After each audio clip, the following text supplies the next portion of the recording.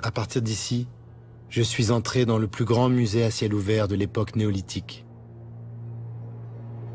Il faut venir jusqu'ici pour le croire. Il faut voir la cité de Séphar, la plus grande cité troglodyte au monde.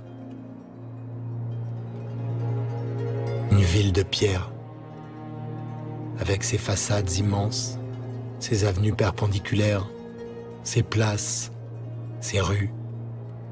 Séphar est inscrit au patrimoine mondial de l'humanité depuis 1982.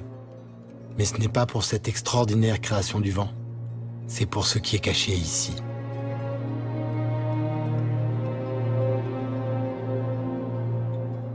« 15 000 dessins et peintures rupestres ornent les murs de cette monumentale cité naturelle.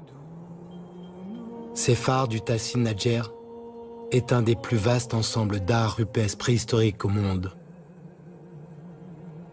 On y découvre d'immenses récits de guerre, de conquêtes, de civilisations perdues.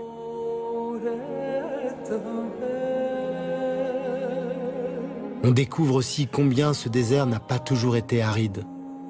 C'était une savane, un monde peuplé de girafes, de buffles ou de rhinocéros.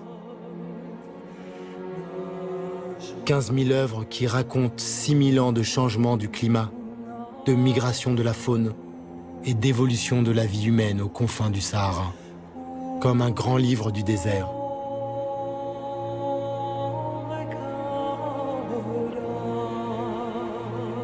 Et comme souvent, un livre qui contient des mystères, à commencer par celui de ces êtres étranges qui apparaissent dans certains dessins et dont les formes n'indiquent ni un animal, ni vraiment un humain.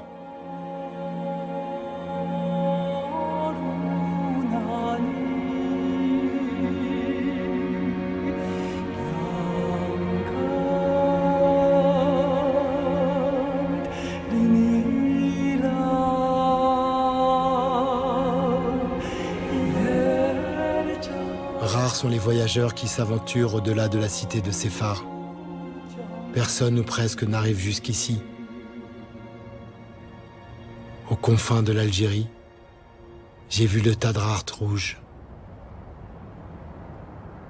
J'ai contemplé l'infinie beauté du monde pour m'en souvenir à jamais.